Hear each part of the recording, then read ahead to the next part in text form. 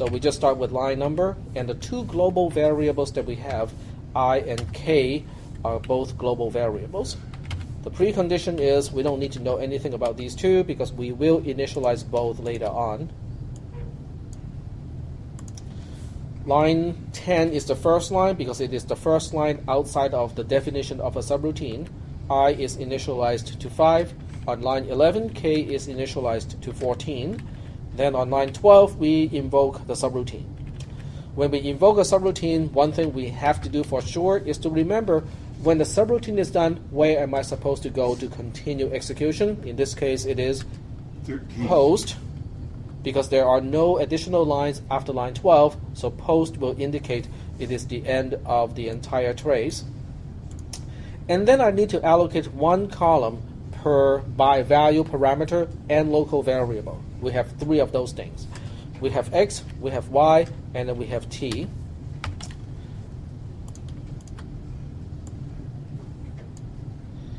T is a local variable, and all local variables in this class start with some sort of unknown value.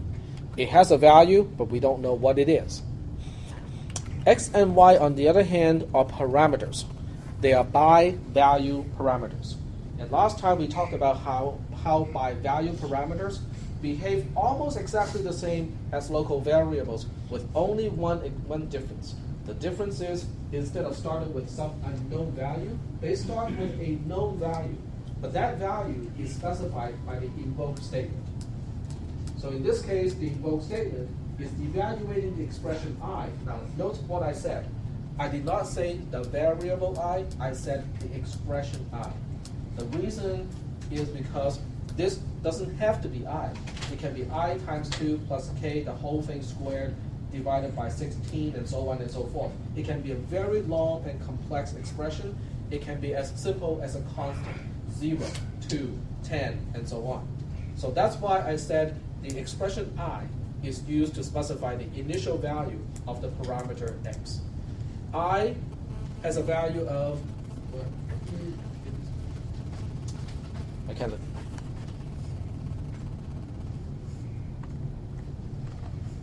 No.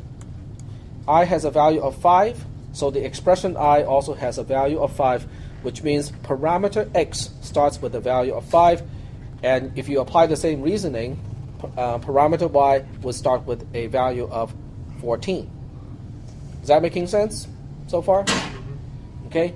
Now at this point, it should be noted that x is basically a copy of I, and y is a copy of k, effectively in this particular case. Once we know where to go back to and set up all the parameters and local variables, we go to the first line in the subroutine that does anything useful, and that will be line 5.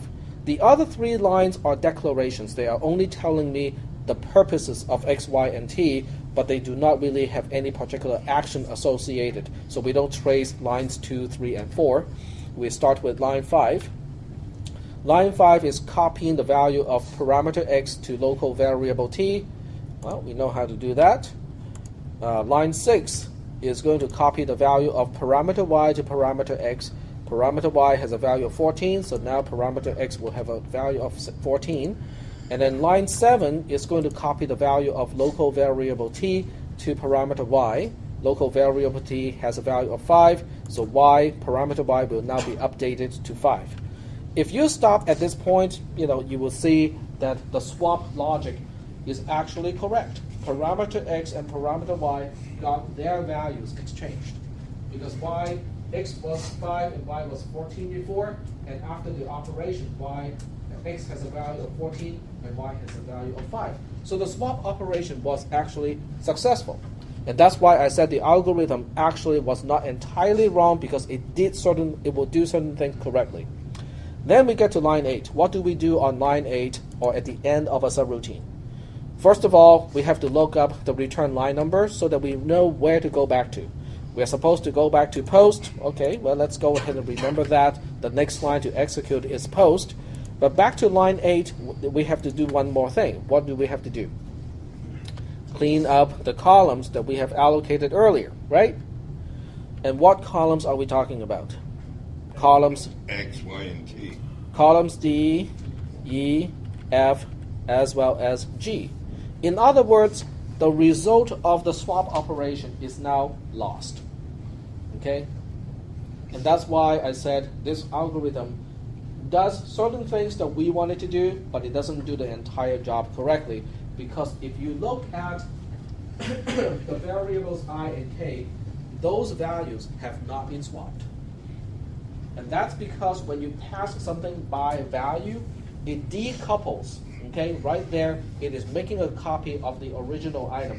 Whatever happens inside the subroutine only happens to the parameter, but not to the item that was originally used to specify the parameter. What happens if they just stays in place? Exactly. Or if you look at the office analogy, it's like somebody gives me, two items and say, okay, I want to exchange the content of these two, pieces of paper. Okay, and I took those two. I made photocopies of those papers.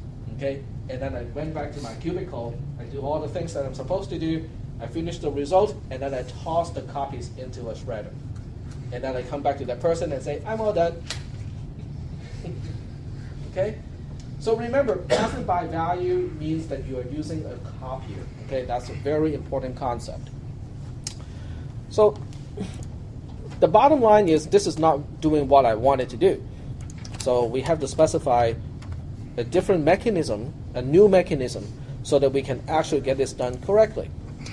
So the way to do that is to change very little parts, a small part of the program has to be changed to make it correct. Very subtle. Okay, instead of saying by val, it is now by rev. By rev stands for by reference. Okay, and then the other thing we have to do is to go to here, and we change the right arrow into a double-sided arrow, just like that.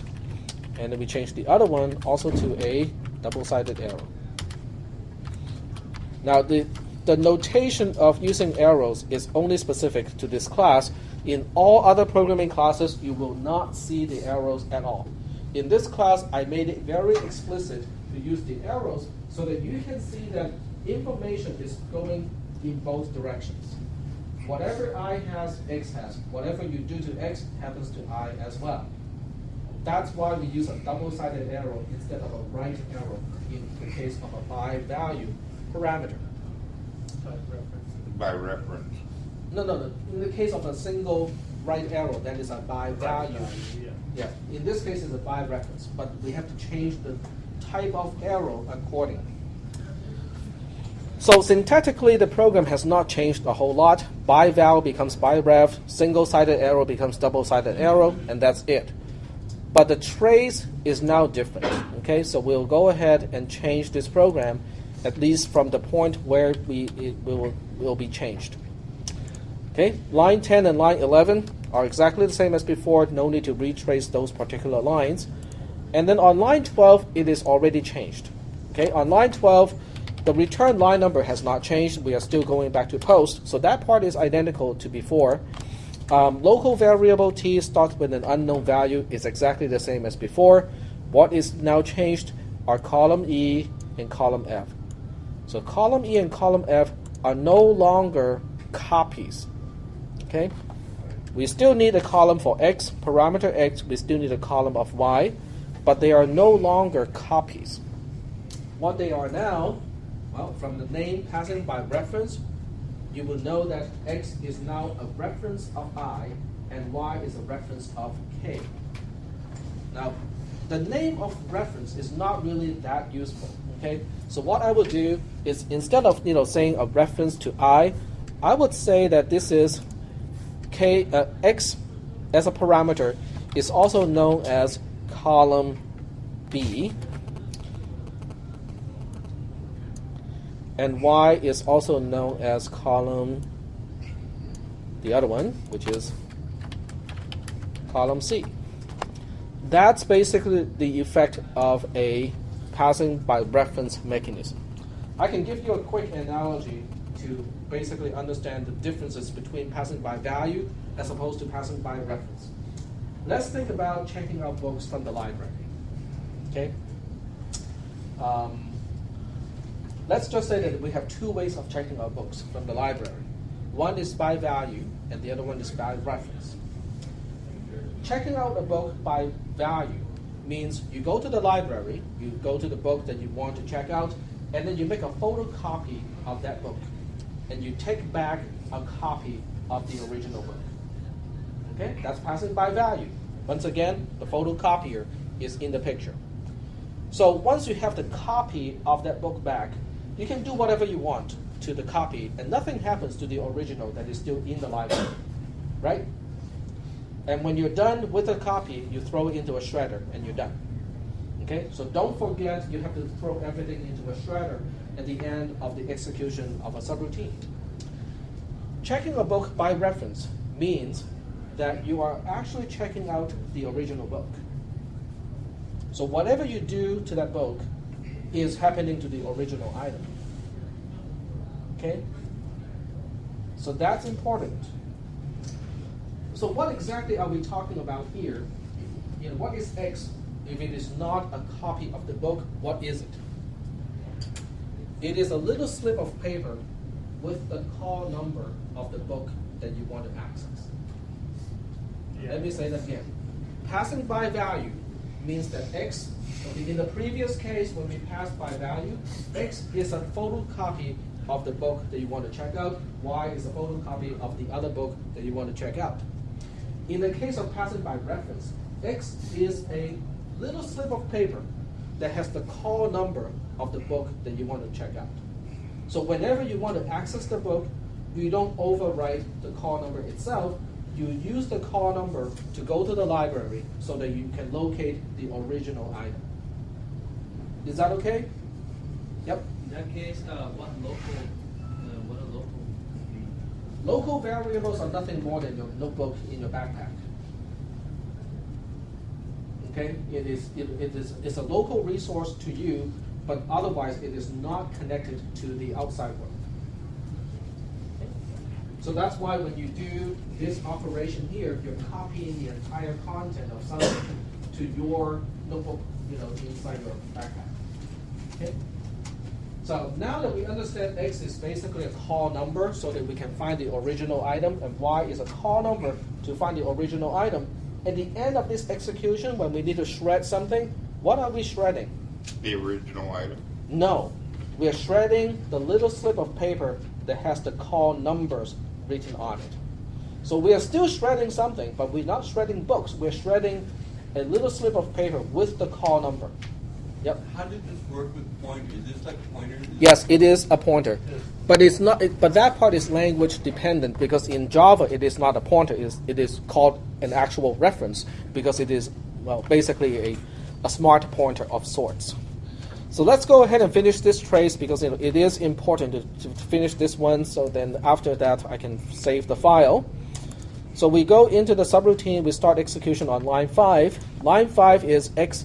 The value of X goes to T. So we look up X, but X does not actually have a value. It is a little slip of paper with a call number. So then we have to use the call number to find the original item. Well, the original item is column B. So column B has a value of 5. So the right-hand side of this assignment statement is specifying a value of 5. T is updated accordingly. Then we go to line 6. Now line 6 is even more interesting because line 6 copies the value of Y to X. What is Y? Y is a little slip of paper that says, I know where to find something. It is on column C. Column C has a value of 14 at this point. So the right-hand side specifies a value of 14 in this case. Are we okay so far with the right-hand side? The left-hand side is even more interesting. The left-hand side specifies X. What is X?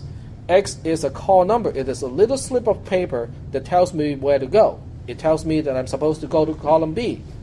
So when I overwrite X, I'm not overwriting column E. I'm